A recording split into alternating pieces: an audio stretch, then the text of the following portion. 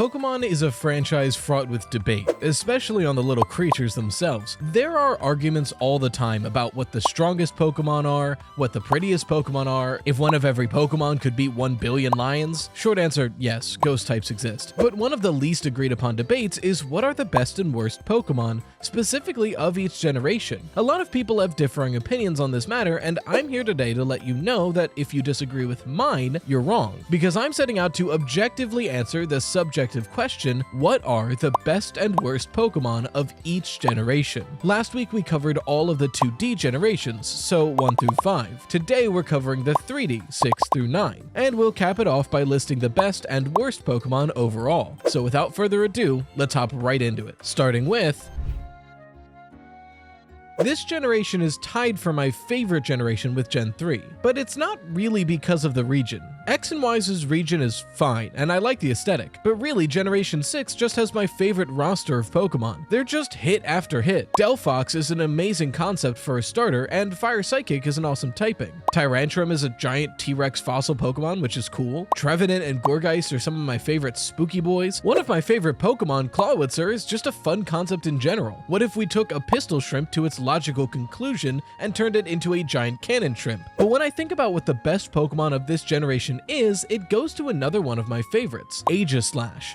Look, I get it. Some people don't like the object Pokemon, but objectively, this thing is cool as hell. It's a common trope to have a weapon master haunt their weapons after they die, but Aegislash flips that trope on its head, being an object that possesses people, which is awesome. Not to mention, it has one of the coolest gimmicks of any Pokemon I've played with, having either incredibly high attack and special attack, but incredibly low defense and special defense, or having incredibly high defense and special defense and incredibly low attack and special attack. It's something that if you play this Pokemon poorly, it's going to be a terrible Pokemon. But if you can play it well, it's busted. I love high-risk, high-reward gameplay, and it is epitomized in Aegislash. As far as the worst Pokemon of this generation, there was honestly not a lot of options for me to pick from. Like I mentioned, I love this roster of Pokemon, and not many of them stick out to me as terrible. Diggersby does show up as one of the worst though, mainly because, look, I get it, it's not gonna have great stats, it's just a Route 1 mammal Pokemon, whatever. But I don't know,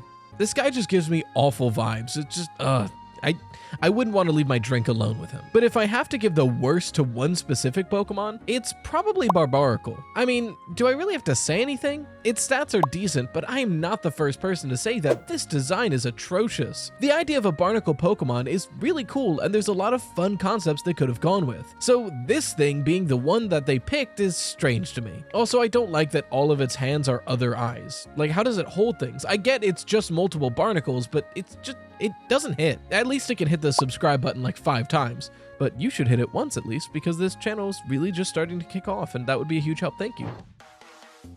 Moving on to Gen 7, this is actually the first Pokemon generation I didn't play when it came out. I didn't specifically avoid it. I was just in the middle of college or something. I remember being busy. But after I finally went back and played Ultra Sun and Ultra Moon, I fell in love with this region and a lot of its Pokemon. Primarina is one of, if not my favorite water starter. It's just elegant, and I love the singing theme, and Fairy type is a very fun secondary typing. One of my favorites from this generation is actually Palossand. I know it's again an object mon, and some people are against them, but I generally like them, and this is one of the best. The idea of a haunted sandcastle is just too fun to pass up. But if we're going to say the genuinely best Pokemon of this generation, I think it has to go with objectively the most popular one, and that's Mimikyu. For years, Pokemon had been trying to make a successful sequel to Pikachu. They've been doing what is literally referred to as Pikachu clones in every generation, trying to get something to stick. There's even a different one in this generation in Togedemaru, who's cute and all, but forgettable. But lo and behold, the one time they make up a Pokemon who's actually trying to copy Pikachu, the fans fell in love with it instantly, and who wouldn't? Ghost Fairy is a cool typing. It's really strong, it's got a great concept, and a great ability. All in all, it's just a A1 Pokemon.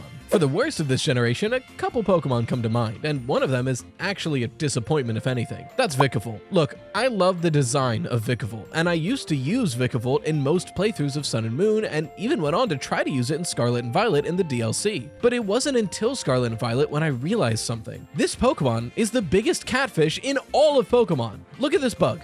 What does it look like to you? Strong? Yeah, it's really strong. Is it fast? You would think. looking at it, but this thing has a 43 speed. To put that into perspective, Dunsparce, a ground snake with no legs who doesn't open his eyes, has a speed of 45. In what world is this bug supposed to be slower than Dunsparce? Just for that alone, I get too angry to like this thing. But is it the worst? No. Because did anybody have a doubt what the worst Pokemon of this generation was going to be? I get it, like Bruxish, ugly, sure, but it's meant to be. Realistically, the worst Pokemon of this generation is Crabominable. Look at this nightmare creature. Why did they have to take a really fun concept in Crabrawler, a fighting lobster boxer, and make it a horrible Yeti that scares everyone who looks at it? Look, Crabominable has a good attack stat, a really good one, but it's not defensive and it's not fast. So what is it going to do? It's literally a slow glass cannon, so it's useless. Speaking of glass cannon, it got the ice type, so now it's even worse. I do not like this thing. I don't think anybody does. It's terrible. We're moving on.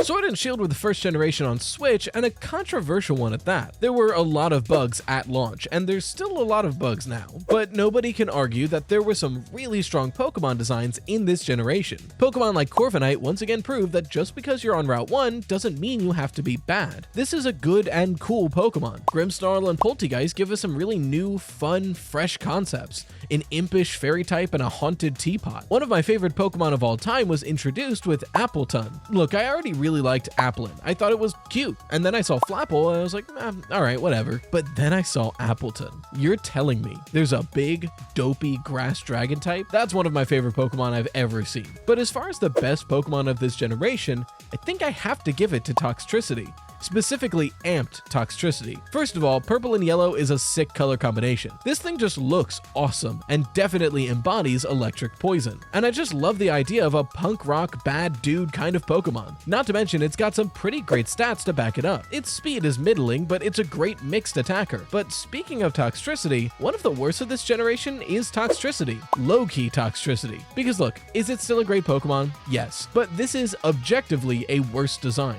It's just the stoner younger brother to Toxtricity amped, and I don't really care for it. Another kind of lame design out of this generation, frankly, is Ice-Q. Look, I like the concept of bringing Mimikyu's gimmick to another Pokemon and changing how it works slightly, but Ice-Q has two forms, and one of them looks like a bad Funko Pop, and the other one looks like a bad penguin. Neither of these are very good, but as far as the worst for this generation, I think it handily has to go to Stonejourner. Don't get me wrong, it's got some amazing stats, with 100 HP, 125 attack, and 135 defense. It's not even that slow, coming in at 70 speed. This is the definition of a physical tank, but like, look at it. The face is kind of cute, but who is this for? Who wanted a Stonehenge Pokemon? Stonehenge is a cool location and it would have been a fun place to visit, but why is it just walking around now? Its body is so awkward and it just doesn't work. There's so many other Pokemon that are just rocks but work better than this, even in the next generation. He's just, I don't know, it just doesn't do it for me. And it's really disappointing because there's great stats behind this weird looking guy. Coming into our last generation, Scarlet and Violet is actually currently battling my two favorite generations for the top spot. I love the plot of this game, I love the characters we've met, I love the way the game played, and I liked how you could choose what to do what next. Although it should have level scaled with you. I like that it's open world, but it's weird that it's open world with still a literally correct order to play it in. But above all else, I love the roster of Pokemon that this game introduced. There are solid Pokemon in this roster. Even the bugs are interesting with Low Kicks, essentially a Power Ranger villain-style dark bug type. But there are, and I'm not exaggerating, 4 of my top 20 Pokemon in this generation. Maushold, Tinkaton, Ceruledge, and Clodsire. All of these Pokemon are either really cute or Ceruledge, which is really cool, and all of them are really good. Tinkaton, I think, is my favorite of this generation. Sure, its stats aren't that great, but the signature move it has, Gigaton Hammer, more than makes up for that. And I love, one of my favorite character design tropes in anything is a small character plus a big, slow weapon. And I mean, that's Tinkaton. Speaking of favorite moves, I love to gamble in games. So Maushold having Population Bomb already makes it one of my favorite Pokemon. But when I was looking at all the Pokemon this generation provided, one stuck out to me as by far the best, and that's Iron Valiant. This Pokemon, first of all, is gender, but second of all, has one of the coolest designs and concepts we've ever gotten. What if a split evolution merged and gave us amazing stats and typing to boot? And hey, It counts because it's not a pseudo-legendary. It's 10 BST short, so I can put it on the list. Now, even though this is one of my favorite generations, unlike Generation 6, there was actually a fair amount of options for the worst Pokemon here. Kilowattrel and Squawkabilly are possibly the two most forgettable birds we've gotten in a long time. Like, they've got interesting enough concepts, but they just don't stand out. Spidops is uniquely ugly in a way that makes me hate him. Like, don't get me wrong, I kind of really liked his pre-evolution and thought it was really cute, but this dude is just ugly, straight up. He's not fun to look at, but at least I can see him. Unlike Flittle. First of all, what is Flittle supposed to be? The trivia page on Bulbapedia says it may be based on chicks of various bird species, its frill kind of resembles a dress, it might be a Dumbo octopus, it might be a UFO, even Bulbapedia isn't really sure. But looks aside, because look, at the end of the day, it is cute. This is the first fully open world Pokemon game, and they want you to be zooming around at all times. Why did they introduce us to so many little tiny fucking Pokemon that are impossible to see when you're going at full speed or even half speed? The amount of times I've run into a tiny Pokemon trying to get from point A to point B, not knowing what's going on, and then having to pull out a microscope to find it is insane. This is one of the worst offenders of that. Sure, some of the Pokemon are under the grass, and that's terrible, but Flittle literally floats around, and it's still so small you can't see it. I must have run into Flittle over 20 times just trying to get places. I hate this guy so much. Just for the inconvenience alone, it's the worst Pokemon. I was going to give the worst Pokemon to Scovillain because it feels like a mid-stage that was about to have a really cool 3-stage and just stopped. But no, it's Flittle. I changed my mind mid-writing this script because I hate this thing so much. And with all that tallied up, it's time to award the best and worst Pokemon overall of the entire series, the moment we've all been waiting for. And let's start with the worst of the worst. Going through this list, a lot of these Pokemon, while they are terrible and deserve the worst of their generation, I don't think are bad enough to warrant being the worst of the entire series. That is, except for Crabominable. A lot of the reason why Pokemon hit the worst list was missed opportunity, and it's kind of epitomized in Crabominable. So much opportunity was squandered so quickly to make one of the hardest to look at Pokemon in the franchise. Enough of the negativity. We've got an amazing lineup of Pokemon here. And even if you don't agree that these are the best of the best, look, you gotta agree, this is a solid list of Pokemon. And I can't find anyone on this list undeserving of the best Pokemon of the entire series. But when I really buckle down and look at all the choices in front of me, one Pokemon comes to mind as the best. You better watch the f*** out. Here comes Torterra to f*** up all your shit. Nearly 400 HP in attack, 300 plus defense, special defense, goddamn. He has the highest defense of all the starters. He's a goddamn tank. Pokemon live on his back and he doesn't give a damn. Look at that shell. It has mountains and trees on it. He's also the only grass ground type in the game. F*** yes, originality. Fire types, Torterra is part ground, earthquaking your Infernape or your Rapidash. Only 2 main fire types? What the fuck, Sinnoh? Ice types, Torterra can learn Iron Head, so fuck your Ice Beam. What Torterra does to ice types. What's that? Grass types have no good physical attacks? No, give Torterra Woodhammer and he's set out to smack you across the gym. If you're gonna go around Sinnoh, you need a fucking Torterra. I don't know what came over me. I kind of blacked out there for a second.